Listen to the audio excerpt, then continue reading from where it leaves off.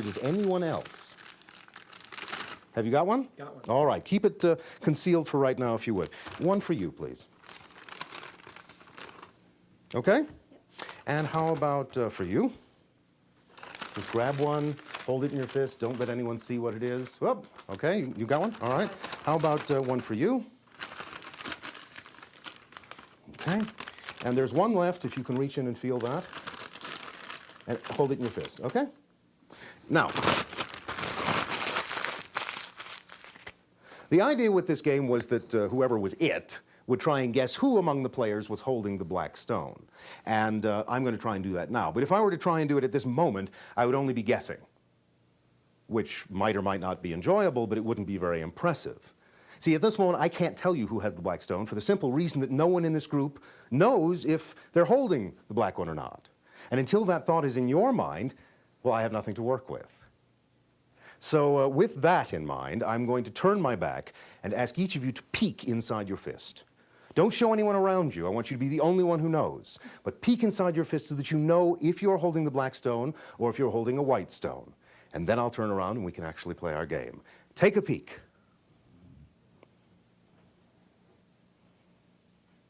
Okay, I'm going to turn around again, so make sure they're concealed.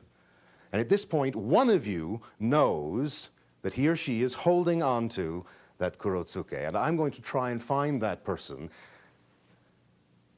by giving a careful look, one at a time, to each of my players. Ooh, you're very good at this. Even though, as far as I know, none of you's ever played this, but you've always played similar games because you're keeping those very deadpan faces, and it's very rough. And I have to try and eliminate 4 of you as having the white stones and find the one who's correct. Show us your stone. That's one down. That's the white stone. Okay. Show us yours. That should be white also. Yes. That's 2 down. Okay, look at me. Look at me. Look at me. Show us your stone. White again. It's down to the 2 gentlemen in the back. Would you stand up right where you are? One of you has that black moon, and the other a white stone.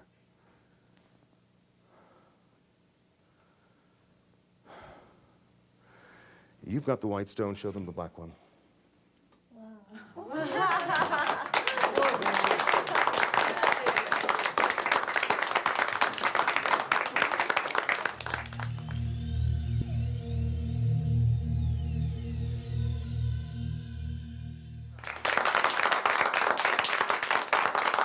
And you are Carrie. All right, Carrie, you and I are going to try an experiment involving some cards that have designs on them. And in this case, the designs are all different. There's a whole different bunch of them. Some of them are simple geometric designs. Some of them are more represent. There's a tree, I think that's what that's supposed to be. There's a bottle. So in other words, there's a real assortment. There's, I think over 40 here. Okay. And I'm going to mix them on your behalf. And then I'm going to place them face down right here next to the box from whence they came. I will turn my back, and when I do, I want you to cut some cards into the box. Tell me when you have done that. Let me turn away. All right? All right. Done? Done. Whatever card is on top of the table group is the one you've cut to. Take that card, take a look at it, remember what it is, and then hide it somewhere. Put it in your pocket or where I can't get to it. And I heard a nasty laugh from the back, and I think I know exactly where you've put it, but that's all right. That's all right. That's a little bonus mind-reading moment. Put the rest of the cards in the box. Okay. And shut the box, and let's go to work. You're thinking of a design. Yes. Now, among those 40 or so designs, some of them are composed entirely of curved lines. Some of them are made up entirely of straight lines, and some of them are a mixture of curved and straight. The sense that I'm getting about your design is that it is made entirely of straight lines. That's correct. Ah, good. Now, can you please, silently, count the number of straight lines that compose your design? Have you got that number? Mm-hmm. It's an even number. Yes. All right, we're batting 1,000. Is the design out of view? It's not in your hands? It's not in my hands. Good. I can turn around without seeing it, in other words. Yep. And it's not in the box, it's in your somewhere. All right. Okay. let me give this a try. I'm going to draw what I think is the correct number of lines, first of all, and I think we're talking about 4. That's correct. Yeah, but of course, there are a whole bunch of designs that are done with 4 lines. So one of the real questions is whether I'm doing the right one, and we'll find that out in just a moment. Could you please retrieve the card from wherever it may be? All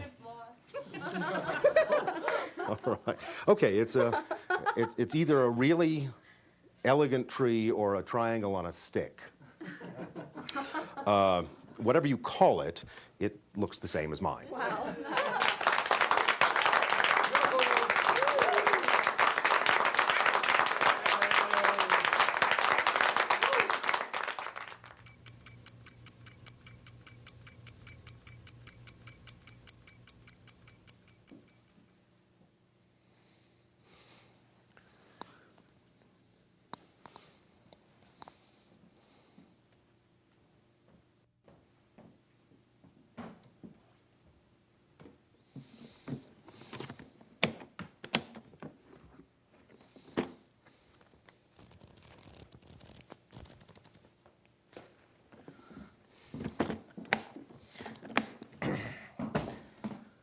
All right.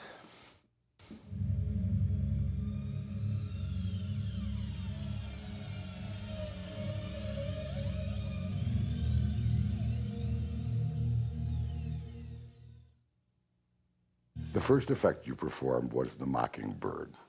Let's start there. Come on. All right.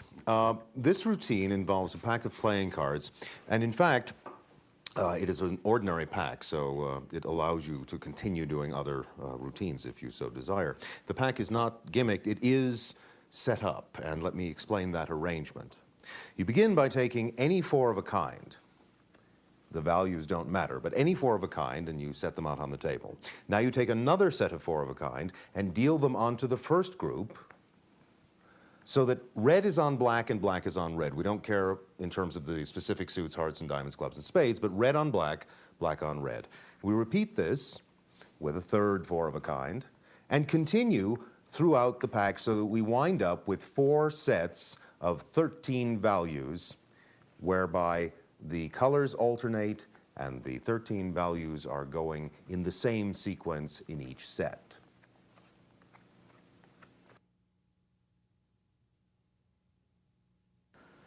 So now we've got these 4 groups, each 13 cards long and each with a sequence of 13 values that is identical. 2 of them are going black, red, black, red. 2 of them are going red, black, red, black. We take 2 of the matching groups and place them on the other groups, and it doesn't matter if it goes this way or this way.